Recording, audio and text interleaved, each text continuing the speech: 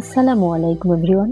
তো আমার বর সিকিম গিয়েছিল আর সেখান থেকে নিয়ে এসেছে এই পাহাড়ের উপহার কমলালেবু, আখরোট আর নিয়ে এসেছে রাই শাক। তো রাই শাক দেখতে পাচ্ছেন কত বড় বড় পাতা। তো আমাদের এখানের থেকে ওখানে রাই শাকগুলো অনেক বড় হয়, এই যে বড় দেখছেন এর থেকেও বড় হয়।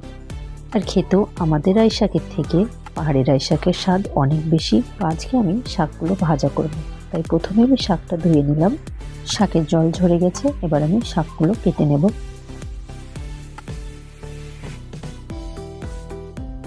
তো শাক কাটা আমার হয়ে গেছে, আর আমি এখানে নিয়েছি পেঁয়াজ, রসুন, কাঁচা লঙ্কা। এটা আমি ছোট ছোট করে কেটে নেব। ওভেন অন করছি। এবার ওভেনের মধ্যে আমি কড়াই বসালাম। অল্প পরিমাণ কড়াই তেল দিচ্ছি।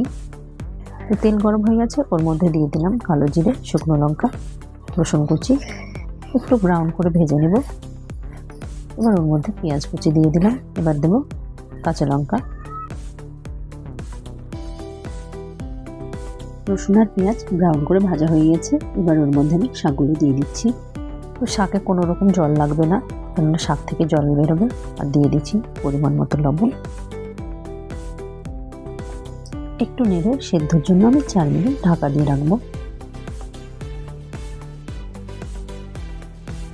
তো 4 মিনিট হয়ে গেছে। শাক থেকে যে জল বেরিয়েছে সেই জলটা আমি নেড়ে চেড়ে শুকিয়ে নেব। স্বাদের জন্য দিয়ে দেবো অল্প পরিমাণে একটু চিনি। কোনো মশলা ছাড়াই এই রাই শাক ভীষণ সুস্বাদু হয়, গরম ভাতের সঙ্গে খেতে দারুণ লাগে। তবে আপনারা কেমন করে শাক ভাজা খান কমেন্ট করে অবশ্যই জানাবেন। আমার এই ভিডিও যদি আপনাদের ভালো লাগে তাহলে একটা লাইক করবেন, আর নতুন নতুন ভিডিও পেতে চ্যানেলটা সাবস্ক্রাইব করে নোটিফিকেশন অন করতে ভুলবেন না। সকল ভালো থাকবেন, সুস্থ থাকবেন। আল্লাহ হাফেজ।